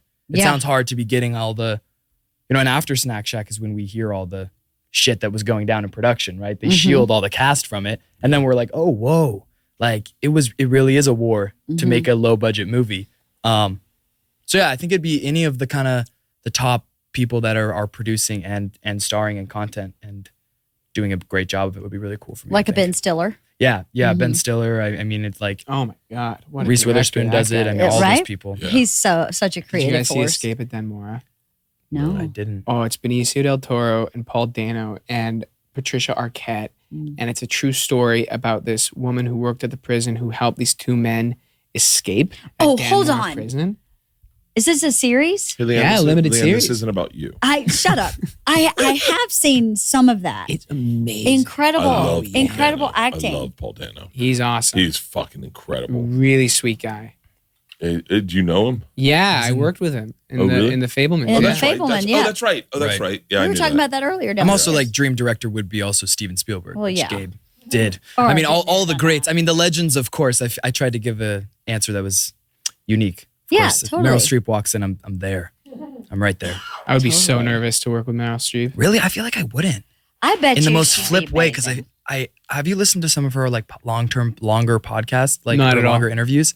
She's really interesting. She said that like sometimes she would show up on set and like make a mistake almost on purpose to like, or maybe on purpose to like take that sort of veil away of like the crew and the cast and everyone being afraid or like feeling, I don't know, intimidated as we all would. Imagine walking around with the weight of knowing that people look at you differently. Like people look at you with, you are the greatest. How, goat. and obviously I'm sure she works at keeping herself healthy, or I don't know, but people seem to like to work with her, so she must. But it's like, how alienating, you know?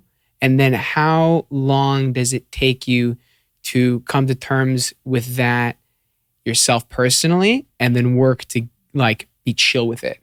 Yeah. That's insane. Like the fact that every job she's in, she's like, I have to show them that I'm human because people don't think that I'm human.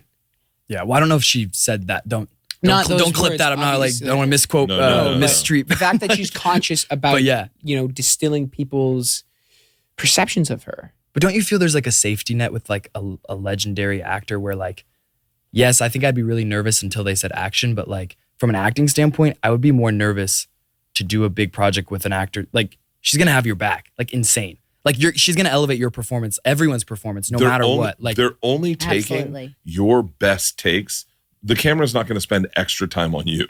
Oh, It's yeah. always going to be on her or on a wide. Like it's Right. never going to be. only when you're speaking. You're Like- gonna everything they're gonna show of is your A fucking shit. Oh yeah. Yeah. yeah. I got an offer. But a that project said, I with also Meryl Streep. haven't You touched do Meryl not. Streep. Well, who is your person? I have no idea yet. There are so many brilliant people who spark me so much joy, and they're so entertaining and so brilliantly creative. I can't. It's weird to say one specific person. I think whoever is good at what they do, but also nice, and who actually is pleasant to work with, is it doesn't matter who they are if you're not enjoying the actual process of making it with them, and you don't feel like that sounds. I've heard stories. I haven't had any experiences of any negative experiences working with an actor, but like that, I can't imagine just showing up. And I mean, you hear so many bad stories of people who just treat the crew like shit and treat the other actors like shit. They're competitive and they're narcissistic. Like that sounds horrible. Yeah. So you can be working with, the greatest actor on the planet, but if you don't feel comfortable, then it's not worth it. I don't think. I'd even go one step further in that, like, as we were saying this, I was like, I've never really worked with a female director. I bet I would love that. So I really love female energy. Like, I love nurturing. I love someone that like makes sure that I know that I'm doing a good job. Like, Because you're a sensitive guy. I'm Yeah, super he's real sensitive. sensitive. So like, I don't know if I could work with like, I was trying to think of like people I'd want to work with as you're doing that. And I was like, I don't know. Yeah. I don't know if I want someone who's just thinking about themselves. Like, got it, moving on. And I was like, well, how was that? And they're like, it was good, or I wouldn't have said moving on. Okay, let's go. And then you're like, okay, all right, fuck. Yeah. Yeah, I need the stroking. What if you I'm so sorry. And that's why I want to work that's with a why- female director. I know. I was like, That's why I need the stroking. There's one Half a thing though day. we have to ask you. It's crazy because you like Snack Shack so Yes. much. Yes. I just can't believe that you also worked with our director Adam Raymeyer. That's so wild. Alpha male. He shot Yeah. pickups for alpha male. And we knew this was gonna blow your mind. Look at this. You're about First to of you're all, about to shit your pants. That short is fucking hilarious. That's It's so crazy, you ready? babe. Reminiscent of the mid Absolutely 2000s. I didn't comedy know era. that. You were gonna die right now. Bring your mic back. Adam Raymeyer. He walked around. He filmed you like all the pickups, hiding in the bushes, filming you up in the thing. He was telling me about it yesterday. He's like, you have to drop it on him. Good catch. I would have forgotten. I know. I was like, I had the picture ready. My God. I'm like, kind of like you can't even look at that. That's Oh, I remember. and that's Adam in the credits. Oh Camera my operator. God. Holy. So that's right after we got married, Yeah. or right before we got No, married? we just had Georgia. We just had Georgia. We were living Yeah. in your apartment. So it's 20 years ago. Sent it. That's That so is- crazy. that- Congratulations to him, right? It's Yeah. amazing. That is fucking crazy. How Alpha wild. male. That was like, by the way, that's yeah. We just ran into Terry, who's another Terry's actor the at other Alpha actor Male. in that. Oh no We way. just ran ran into into him him. like 6 months ago. Hadn't Oh, seen wow. him in forever. Yeah, crazy. Yeah, that's You're fucking hysterical in that, by the way. That's a really good short. It's on for Vimeo. real. Yeah. It's so funny. Thank you. Thank you guys. I accept that compliment more than any compliment ever because I really honestly I didn't know what I was doing at all. And I just was like, this is how I would act. Yeah. This is how I would act. This is how I feel. God, look at that young Bert. The credits, and we were going through the credits, and I Yeah, was like, camera no off way. Adam Raymeyer. Oh my God. Adam Oh, has wild. crazy stories with the people he's worked with Oh yeah. as a camera on. I got to get Adam on here. You would love You Adam. should, would yeah. love I really, really would wanted to be here. Love each Where other. is he? Why couldn't he make it? He wants. He's shooting in Kentucky right now. Who's Yeah. Philip Raymeyer? Is that his brother? No, there's a little spelling difference. That's I just went through Rahamer. this. Yes. Oh, that's fucking And it's unfortunate. Philippe. Yeah, Philippe Rahamer. Yeah. No, yeah. Him and Adam and his wife really love Kirk you. Douglas was on this film. All you- Do you know who's on this film? You're not going to remember this guy. Bruno Mars. yes. Who? Oh No, I wait. know who The way I took it Are you being seriously was serious? like, no, I was like, yeah, you really know him? No, we. wait, you're joking, right? Hold on. I can't No, tell. it wasn't Bruno Mars. It's Bruno Mars's dad.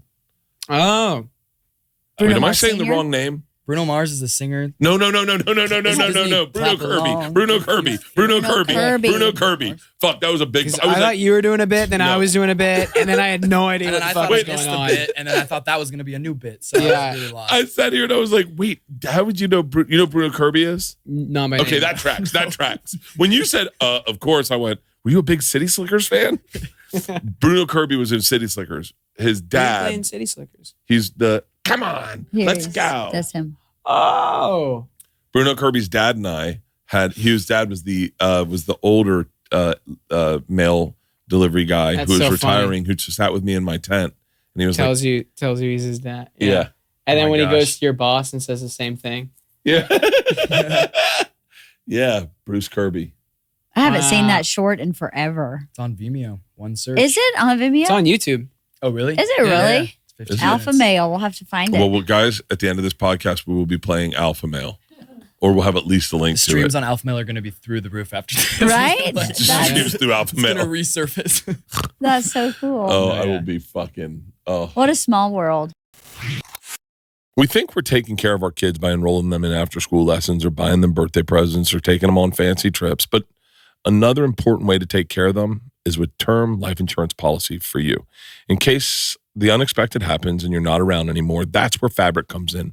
Fabric by Gerber Life is term life insurance you can get done right here, right now. You could be covered right from your couch in under 10 minutes with no health exam required. That's the big game changer right there. If you've got kids, especially if you're young and healthy, now is the time to unlock those low rates. It is all online. It's all on your schedule. So apply when it's convenient for you.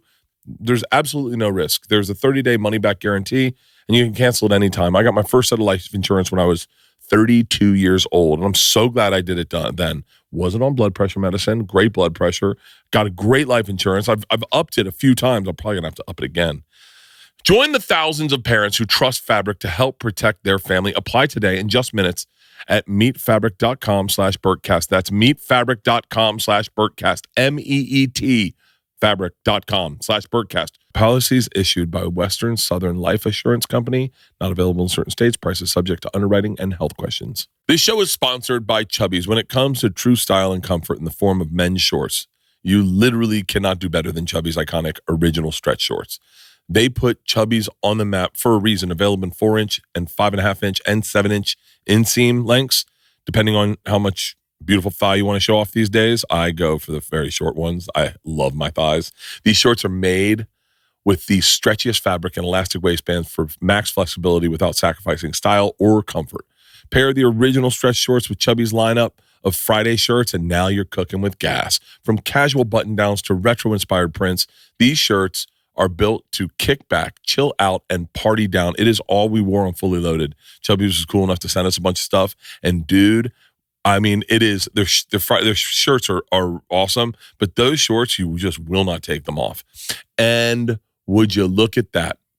For a limited time, our friends at Chubbies are giving you, our listeners, 20% off with the promo code BERTCAST20 at checkout at chubbiesshorts.com. That's 20% off your order with the promo code BERTCAST20. Support our show. Tell them we sent you. Embrace the freedom to move, the confidence to shine, and the style to stand out with Chubbies. Well, that was such a great movie. Snack Shack was so fun. I loved it. My kids loved it. We just, I mean, this isn't like an old person word, but it's the best word. It was like delightful.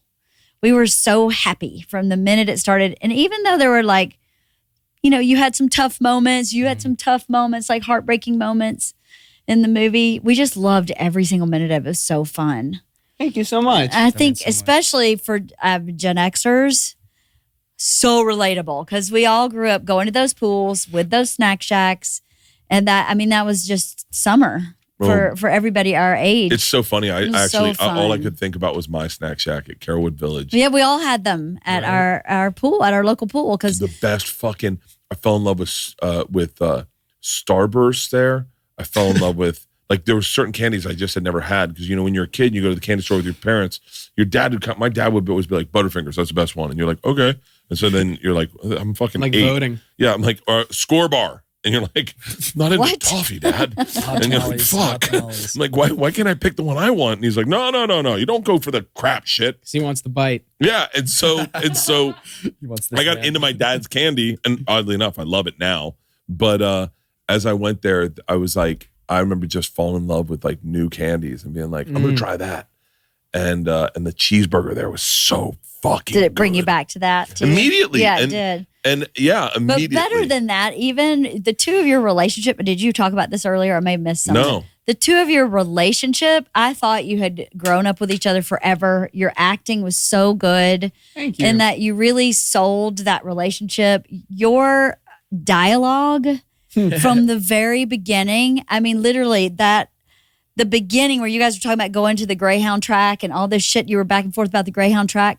Before that was over, I had texted him in the movie theater and said, you have got to see this movie because the dialogue is so great. And I said, I don't know who directed this movie, but this director is amazing. I can't believe that it was your director from Alpha Male. That's even crazier. Do you remember me saying that? Yeah, it's like, of course. Who directed this movie is so good. And what is this director's next project? But you guys I got $4 million for him. Yeah, you guys were incredible. I got $4 million He's got for him. loads of scripts that are all amazing that he's shopping around right now. He's actually truly like one of the most impressive people I've ever met. I mean, it was beautifully directed. It was beautifully shot. It was beautifully written. Everything was about that movie is just, I mean, it really connected with me. We see a lot of movies and we, you know, on streaming and whatnot. And we saw it in the movie theater. Like I literally just watched this TV show, Presumed Innocent, and the actor Jake Gyllenhaal hit me up. He's like, "Can I be on your podcast?" I was like, "No, buddy, I don't have time for you. I got Snack Shack." So did you leave? Were you friends before the movie? No, we met in the chemistry read, and then we just hung out in Nebraska for 2 weeks before shooting. They brought us out 2 weeks early, which was smart. There were a couple key things I think Adam did was bring us out 2 weeks early, shooting in the real town he grew up in. So we landed and the storefronts matched the script, and we were like, "Oh shit, this is trippy." Yeah, and his parents, and he fought for that. Parents, his wife, his kids were his there. dad's still like the town judge. I mean, you know, CVS people are like you're playing Little Raymeyer, huh? You know, half the people probably thought it was a short film until day one because we were working at the real pool. Yeah. And I think That's that helped. incredible. I didn't know that. Oh yeah, Yeah. Can't believe they hired the Snack Shack kids for this movie. Yeah, we'd end like 15-hour days and then just go swim in the pool. Yeah. And we were a It was great. 5-minute walk from the pool. Oh, The yeah, only we- hotel in the town, you know? Yeah. So You'll never get that again in life. It's No. so Yeah. good. I'm just listening to Rob Lowe's Snack Shack too. memoir.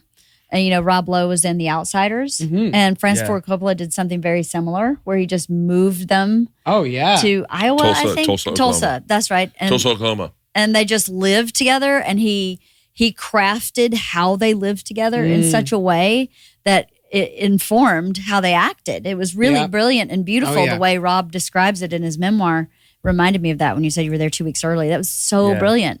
But yeah, I couldn't wait for him to watch it. He was killing me. I kept going, you have to watch this movie. You have to tell everybody. But I don't post on my social media like stuff like that.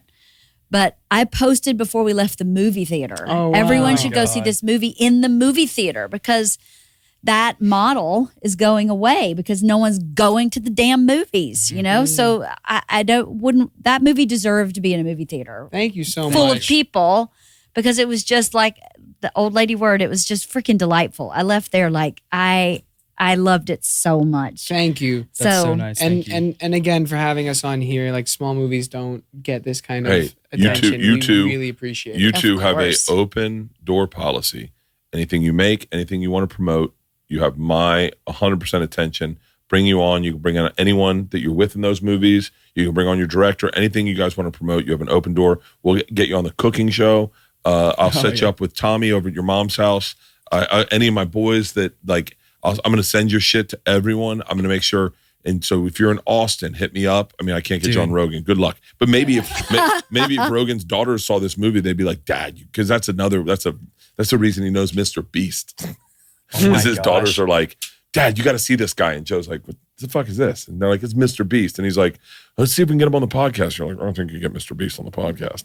But like, you guys are fucking, you got the golden ticket. Anything, if I can ever help you, please, please, please feel free to ask. And do not feel like, I had a band one time tell me, my green room's your green room. Mm-hmm. And I said, just, I'm going to take a shit in your green room. And they were like, okay. And I was like, cool, you're my guys.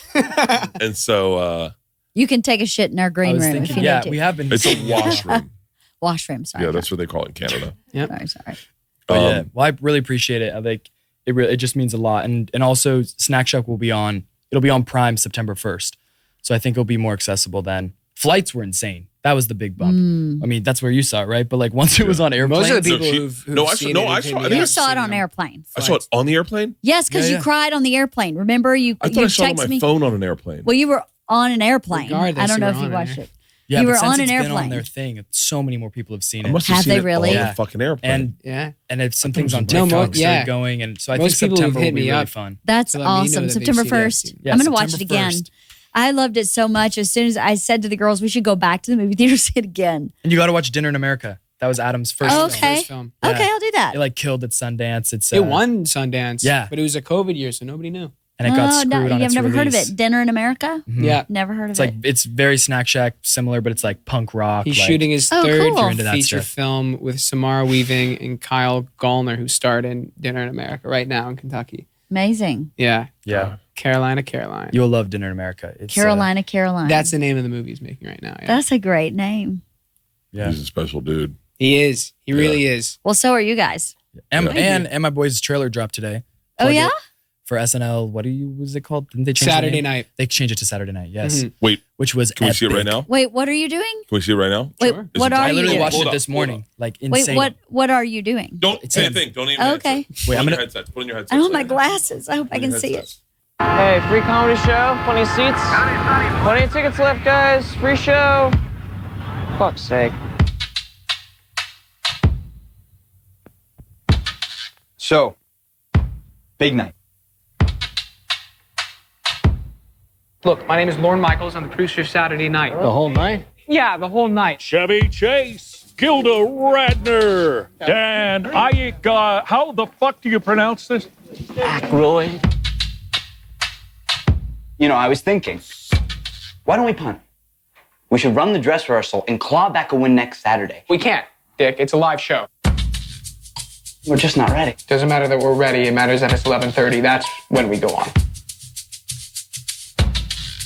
Lauren, all I'm trying to do is give you advice. It's in everyone's best interest, mainly yours. Sorry, was that a threat? Look around, Lorne. You haven't locked the script. Your crew is in open rebellion. Fuck you! Fuck you! I definitely fuck you. The writers on the 17th floor tied a belt around Big Bird's neck and hung him from my dressing room door. So tell me how you fit into this ensemble. Oh, is this an ensemble? NBC makes more money playing reruns of The Tonight Show. NBC is lucky to have something as relevant as this show. Lauren, they don't even want it. That's logical, Dick. That's why they're paying us all to be here. I mean, Lauren, 90 minutes of live television by a group of 20-year-olds who've never made anything. Do you ever stop and wonder why they said yes? A counterculture show starring total unknowns with zero narrative and even less structure.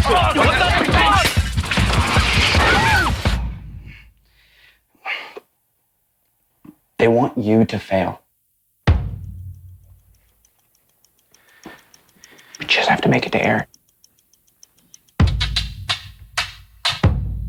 Am I still in the show? Jesus Christ. Sorry, tripped over my penis. Wow. Wow. Oh, fuck off. You know, I saw the first episode of Saturday Night Live. Really? I did. Wow. I saw the very first episode with my dad. No way. I did. Live? I did. Oh my god. Saturday Night Live, first one. I watched it every Saturday night. I was little too. I was probably like 8. Wow. I was probably like 8 years old. My dad was a single dad, so I don't think he got it. Yeah. So yeah, I watched it every Saturday night. I can't wait for this. Wow. How exciting. What is that? Where is it going to be? What's October 11th in wide release theaters. Nice. Are you serious? Yeah. Okay, we have to write it on the calendar because I'm going to that. Fucking insane. The transformation alone is... I couldn't figure out who you were until halfway through. No, you I had did? to listen to your voice. Oh, I know had to listen the to your voice. Your I heard eyes your was voice the in it, and then I same. went, he's fucking Lorne Michaels. It was your eyes. They just straightened your It's like hair right up. when I was like, oh, like when we did Snack Shack, I was like, I knew he was doing the Spielberg movie, and then I had seen it after we finished, and I was like, dude, the flip is crazy. Like Sammy Fableman to like Moose is insane. And then this is the third one. I'm like, it's mad. Thanks, you know, man. but yeah, so impressive. Talented, right? That's I can't very wait. impressive. Gonna be sick. The whole cast is like It's wild. a stellar cast. I saw the movie like 2 weeks ago. We only shot it. We finished shooting in like May. They have an edit in 4 months. Oh my God. Wow. It's the fastest release I've ever seen. The cast, I am so blown away by them. Everyone is fucking amazing. I almost got to watch it again. I thought that was the real Dan Aykroyd. Right? That's Dylan O'Brien. Who is Who's like Dylan O'Brien? Dylan O'Brien, you may have, did you ever see, he was in The Maze Runner. That's the how Maze he was Runner most movies. known. I know the Maze Runner. Yeah, he's I saw that. He is the runner of the maze. He is the runner of the maze. That's what he's most known for. He's done a lot of amazing work in smaller films more recently, but he is brilliant, and everyone embodies their character so brilliantly and brings so much amazing nuance. Such a bad thing. William fucking Dafoe's in this. Oh yeah, dude. He plays Dave Tebbutt, who's like the NBC guy who may shut us down. Who plays John Belushi? Matt Wood. He's an actor who's done mostly theater in New York. He's been on Broadway. Matthew Rhys was in The Americans. He's in Perry Mason. He's a brilliant actor. He's playing George Carlin. Corey Michael Smith. This is fucking insane. Did you guys see May, December? Literally came out this morning. Did you ever see the Gotham Trailer. TV show? Gotham? No. No. Anyways, Corey is just a brilliant actor. He really blew me away in this because getting to see the movie, I was really excited because I'm like I was there most of the time, but then I could see nuances that I missed being on set, and I'm just floored by these performances, and everyone was in it together. Of like comparing the voices and the mannerisms, and well, this is what they're like performing. I don't know what they're like conversationally, and how vulnerable do you be? And it was such a gift. That's so cool. I can't wait to see it. I'm going to the movie theater. Yeah. October 11th, we'll be here. All right. Be empty nesters. Let's do it. We'll take our old asses to the movie theater. Well, I'll go. Yeah, I'll go. Just rent out a whole movie theater and just. That's it. It's going to be so fun. It's going to be so fun. That's especially wild since I you watched saw the it. first one. I watched That's the first very one. What do you remember of the first episode? I remember, I don't really remember a lot of specifics. I remember the excitement because my parents were divorced and my dad had 2 roommates, 2 guys. So it was 3 men in their mid to late 20s that were just like so excited for the show. So I remember the excitement, and I remember, I don't really remember what the sketches were. I'm sure if they show it in the movie, I'll be like, oh yeah. But I mean, it was 45 years ago. 49 Was Carlin, 49 years the ago. first guest? George Carlin was the host. Billy Preston and Janice Ian were the musical guests. And Andy Kaufman had a solo piece. I remember that. Same with Valerie Bromfield. I've only seen that. I don't remember it from the thing, but I've only seen Albert that. Brooks had a film. Jim Henson had a Muppet special. A lot of interest, a lot of really cool characters. Yeah. Oh, It was so amazing in the beginning. I never missed it. I can't believe Never, the format never is missed still it. so similar with the musical. I mean, musical it's guests. basically the same. It's like, We were just talking to someone yesterday.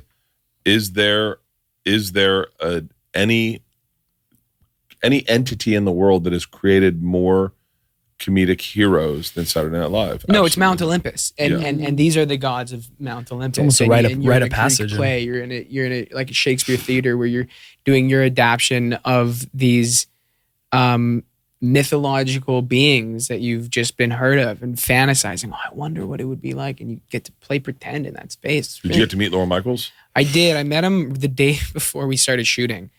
That's trippy. Jason didn't want me talking to him or talking to anybody. He wanted me to do a lot less research than I ended up doing.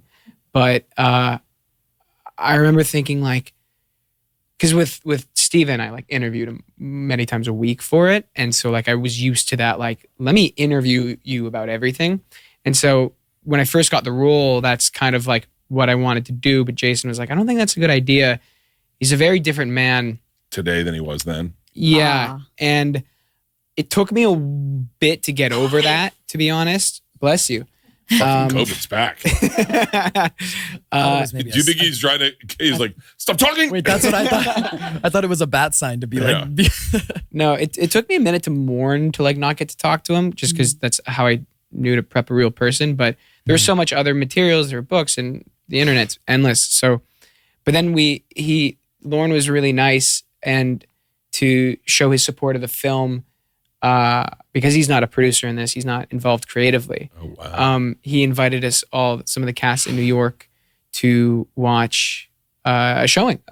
Josh Brolin was there, and we were invited to his office where people like hang out after the show, and it was very, I just met him, very nice, very like regular conversations. There were a handful of other people in the room, but I felt I didn't need to press him or interview him or anything. It was like, oh, okay, right. It was kind of a mind warp because my idea of Lorne at the time was him in his 20s, and now here he is 50 years later, and I was like, right, okay, yeah. But It's a fascinating. Reitman is his name. Jason Reitman. Jason yeah. Reitman. He's Ivan Reitman's son, right? Yeah. Yeah. Jason Reitman. It's fucking Sweetest very guy. brilliant insight for him to say, I don't want you to meet him because you're going to end up sounding like Dr. Evil. Like if you met him now and you interview him, you'd be like, there would be some affectation of you, because I like the choice of him being young, hungry, and set up to fail. Yeah. Young, that energy. Well, even in interviews now, he doesn't sound like Dr. Evil. Like people make him as this caricature because of his like deep voice and his Canadian accent. Like he doesn't, I think if that's all I kind of focused on was the accent and the intonations of his voice. So September 1st, Snack Shack is on Prime. Prime, yeah. And then October 11th is a wide Saturday release. night is in theaters. That's right. We're going to go to the smell theater. like vitamins. Why would you share that? I No feel one like needs to know I that. feel like I sucked a dude's dick in the GNC. Ugh. I just got an What IV. is a GNC? Oh, a GMC. A car? Wait, sorry. We should stop.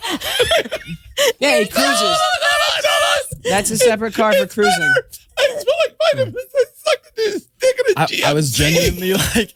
Wait, was he a GNC, powerlifter? GNC is a store. GNC stands for General Nutrition Center. Oh, okay. So And it's a like vitamin store. You ever it's go into a vitamin store and you're Do like, they have oh, specific nutrition centers? My dad was a Yeah. chiropractor. I No, grew that's up in a the vitamin name of store. it. Yeah. Like The whole front desk. you know what CVS? vitamins smell like? It's Where you're like Yes. that smell. I took out an IV I and don't I know got if a they're bunch still of around vitamins. anymore. And so I'm sweating. Yeah, I've never heard of And I them. can Yeah. smell the vitamins coming out of me. Oh my I'm still God. Oh, you learning did of just get that certain insane, American like, brands. souped up thing. Having been here, yeah. I think it's in a mall or two. They used to be GNCs used to be everywhere, but now it's not so much. Because Whole Foods is like one aisle is basically that. Is a GNC, yeah, totally. All right. Love you, boys. Let's get you out of here. Love it. Thank you, guys. Thank you guys.